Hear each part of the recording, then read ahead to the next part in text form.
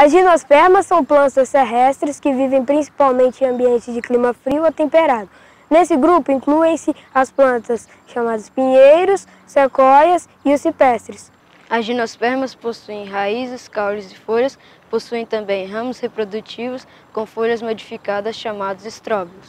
A produção de sementes se origina no estróbilo feminino. No entanto, as gimnospermas não produzem frutos, suas sementes são nuas, ou seja, ficam encerradas em frutos. Em muitas das gimnospermas, como os pinheiros e as sequoias, os estróbilos são bem desenvolvidos e conhecidos como cônio, que se tornam do grupo das coníferas. Os estróbilos femininos produzem óvulos, que são os gametas femininos. Os grãos de pólen fecundam os óvulos, dando origem ao embrião. Quando as sementes caem ao chão, ocorre o brotamento, que é a queda de esporos, que é o desenvolvimento do embrião e a formação de uma nova planta. Caule é um órgão dos vegetais que é responsável por dar sustentação à copa das árvores e transportar a seiva elaborada e bruta produzidas pelas plantas desde as raízes até as folhas. O caule possui um corpo cilíndrico e é formado por várias camadas de diversos tipos de tecido. Principais características do caule: cresce contra a força da gravidade e geotropismo. Apresenta nós que estão inseridos nas folhas e nas gemas das plantas. Os caules possuem gemas de onde nascem os nós, folhas, ramos e flores. O meristema é um tecido vegetal responsável pelo crescimento do caule. Tipos de caules: aéreos, contato direto com o ar da atmosfera. Podem ser rastejantes, eretos e trepadores. Os subterrâneos ficam sob o solo. Podem ser tubérculos, rizomas e bulbos. Aquáticos, se desenvolvem na água absorvendo-a através da epiderme. As angiospermas são plantas que possuem sementes protegidas por frutos. Estas plantas também apresentam flores. A presença de flores e frutos é fundamental para o desenvolvimento das angiospermas. As flores possuem cores vivas, néctar e cheiro que atraem pássaros e insetos, que vão ajudar no processo de polinização. Já os frutos são importantes para proteger as sementes das plantas. As angiospermas podem ser divididas em dois grupos, monocotiledôneas. Possuem flores trímeras, ou seja, múltiplas de 3. Apresentam raízes finas e de tamanho pequeno, logo possuem vida curta. Possuem crescimento primário, sementes com cotiledone, primeiras folhas que surgem nos embriões. Exemplos de plantas angiospermas: monocotiledôneas, milho, centeio, trigo, gramíneas, palmeiras, magnólia, etc.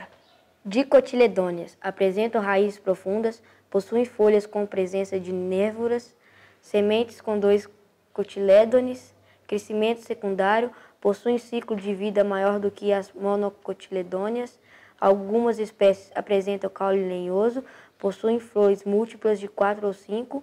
Exemplos: ipê, jacarandá, rosas, feijão, vagem, leguminosas, etc.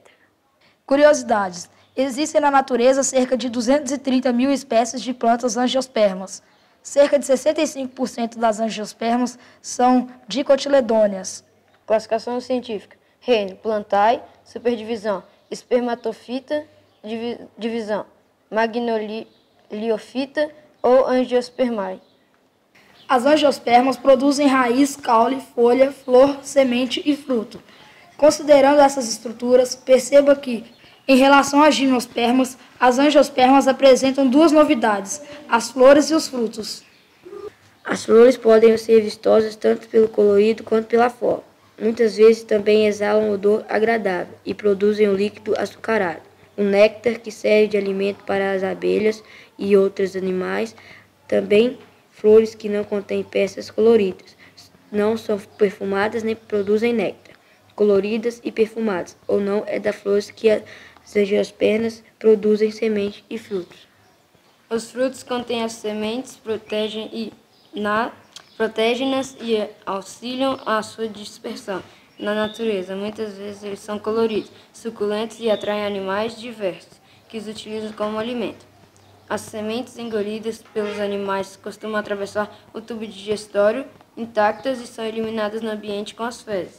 Em geral, em locais distantes da planta-mãe, as sementes podem então germinar e formar novas plantas.